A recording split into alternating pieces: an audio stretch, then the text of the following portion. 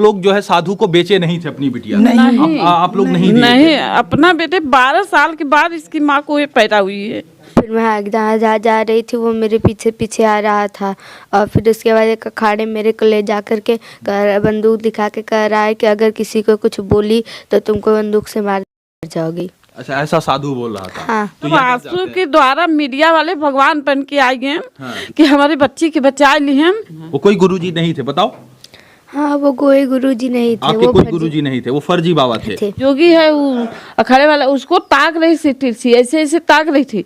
जब इसको मैं न्यूज में देखी तब बोले कि लगता है मेरी बेटी को कुछ कर दिया या मतलब मंत्र उंतर मार दिया या कुछ भी कर दिया है। बेटा, क्या तुम्हें और भी किसी प्रकार का कोई दिक्कत किया, कोई जो है बैड टच या कुछ और ऐसा कुछ किया था? नहीं। हाँ। का जाने पता नहीं का कही देते उन सभी, बस आधा घंटा उन पकड़ान होती। फर्जी साधु के बेस में कुछ लोग श्री पंचदशनाम जूना अखाड़े को बदनाम करने की साजिश कर रहे हैं।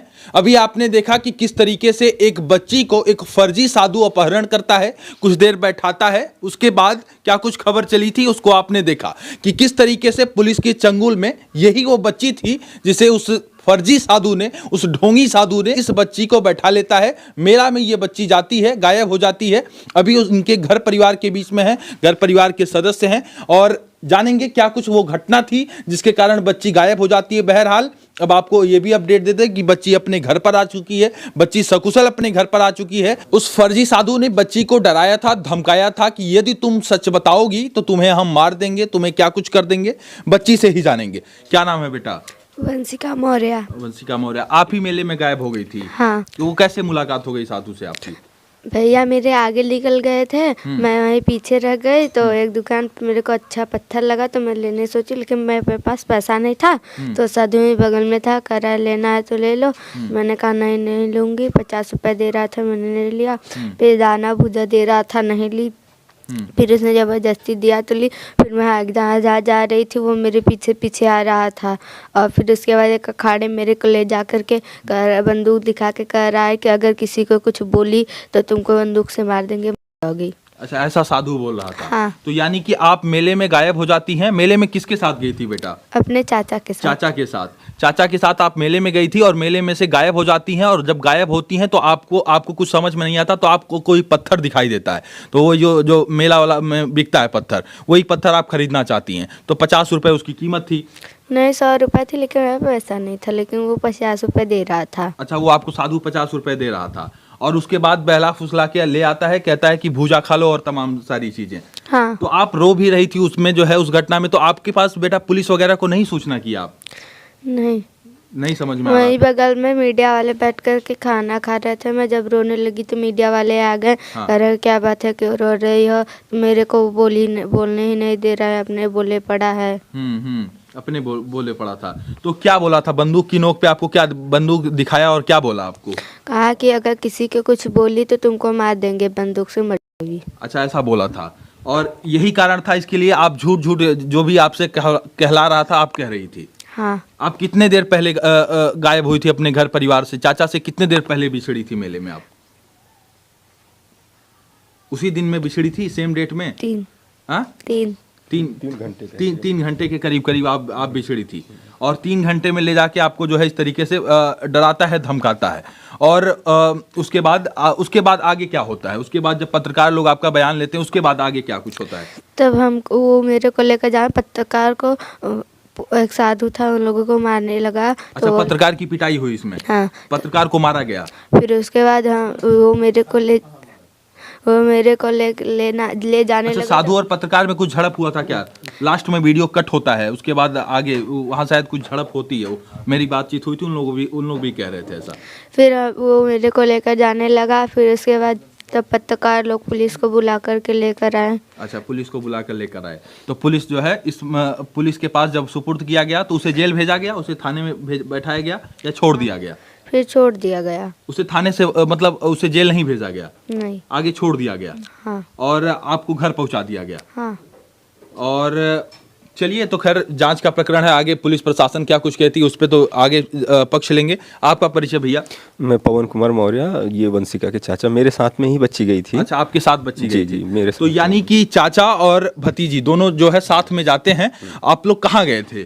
कुंभ ही गए थे। बेसिकली हम लोग दवा लेने के लिए गए थे, तो बच्ची थी, इसको घूमने का थोड़ा शौक था कि अब मेले तक आए ही हैं तो थोड़ा देखते हुए चलते हैं। तो इसको लेकर के हम जा रहे थे, ये थोड़ा भीड़ में आगे पीछे हो गई।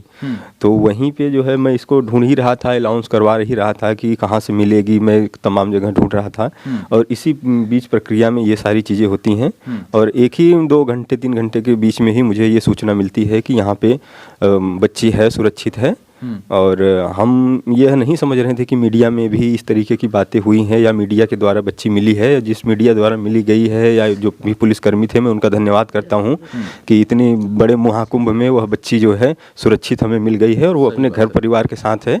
मैं इसमें मीडिया का तहे दिल से जो भी पुलिसकर्मी वहाँ पे सहायता दे रहे हैं, सेवा कर रहे हैं, उनका भी शुक्रिया अदा करता हूँ। और बच्ची हमारी सुरक्षित है, हमारे घर परिवार के साथ है, उसके साथ किसी भी तरीके मान हानि नहीं हुई है। लेकिन इस तरीके की जो भी घटनाएं हो रही हैं या आगे और किसी बच्ची या परिवार के साथ हो सकता है, ऐसे जो भी लोग महाकुंभ में नहाने के लिए आ रहे हैं, अपने परिवार, अपने बच्चों का अच्छी तरीके से ध्यान रखें या साथ में लेके रहें, या तो छोटे बच्चों को लेकर के न आएं। सही बात है, सजग होने की जरूरत है, क्योंकि यदि सजग नहीं होंगे तो इस तरीके से धोखाधड़ी में बच्ची जो है कहीं ना कहीं फंस जाती, गुमराह कर दिया गया था। आप सोचिए कि बंदूक सटाकर वो फर्जी बाबा, ढोंगी बाबा ये कहता है कि यदि तुम कुछ बोलोगी तुम्हें गोली मार देंगे, और इसके कारण बच्ची रो रो के वो तमाम सारी चीजें कह रही थी कि मैं पिछले 7 दिन से हूं, पिछले 14 दिन से हूं, आश्रम में मुझे बाबा लेकर आए हैं। और फर्जी बाबा ये भी कह रहा था कि मैं जूना अखाड़ा सा हूं, फर्जी बाबा है। इसके ऊपर लोग ये भी कह रहे हैं कि इसके पहले और भी इस तरीके के मामले जो है चिन्हित किए गए हैं, इसके पहले और भी इस प्रकार का कांड वो फर्जी ढोंगी बाबा कर रहा था, ये भी लोग बता रहे हैं। बहरहाल उसके बाद कैसे कांटेक्ट होता है? पुलिस का फोन आता है? पुलिस का जो है फोन हमारे यहाँ से। अच्छा, आप कोई खोया पाए केंद्र में दर्ज कराए थे? मैं वहाँ जा रहा था ढूंढने के लिए, तब उसके पहले ही, मतलब पहले तो मुझे लगा आसपास में ही बच्ची है, तो मैं वहाँ आसपास काफ़ी समय तक ढूंढा, परेशान होकर घर पे भी फ़ोन किया कि ऐसी सी बात हो गई है। अच्छा। तो घर से भी 1-2 बच्चे जो है आए, और घर के लड़के थे वहाँ भी परीक्षा दे रहे थे, 1-2 मित्र भी हैं वहाँ पे, तो वो भी सभी आ गए थे, ढूंढ ही रहे थे। तो उन्होंने मुझे बताया कि खोया पाया केंद्र पे आप चले जाइए। मैं वहाँ तक जा ही रहा था, इतने के बीच में ये सूचना हमारे थाना द्वारा घर पे फ़ोन आ जाता है कि हाँ बच्ची आपकी यहाँ पे सुरक्षित है, इस जगह पे आवाज थाना अखाड़ा में। तो मैं वहाँ पे जाता हूँ, और जो भी पुलिसकर्मी, सहायता कर्मी थे, उन्होंने सारी प्रक्रियाएं जो है करवा के बच्ची को सुरक्षित हमें दे दिया। तो सारी प्रक्रिया हो गई।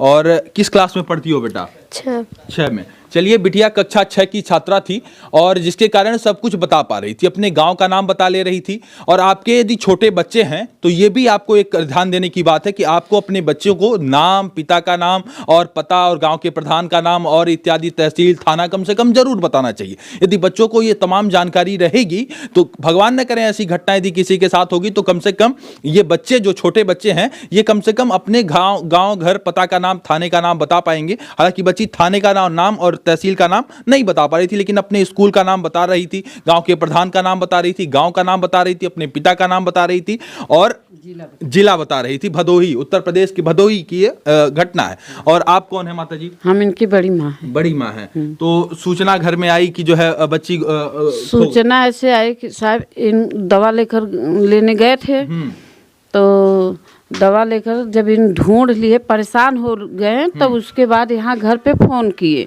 हमारे मोबाइल पे कि बन्नू मिल नहीं रही है, और किसी और को घर से भेज दो ढूंढने के लिए। तो यहाँ से हमारा छोटा बच्चा गया, और 1-2 उसका साथी गया। तो ढूंढे उठे, उसके बाद 2-3 घंटे के बाद पता चला कि मिली हैं, लेकिन वो जो जोगी है उसके साथ है। तो हम तो सुबह जब न्यूज़ देखे, तो उसके बाद हम कहा चलो मिल गए। हम लोग मतलब खाना वाना नहीं खाए थे, नहाए नहीं थे, बस ये सोच रहे थे कि मेरी बच्ची किस हाल में होगी, कैसे होगी, और किसके हाथ लगेगी, कहाँ जाएगी। बस यही सोचकर हम दिन भर, मेरे ससुर एकदम विकलांग, वो भी नहीं खाए, परिवार वाले एकदम परेशान हो गए, इसकी माँ भी परेशान है।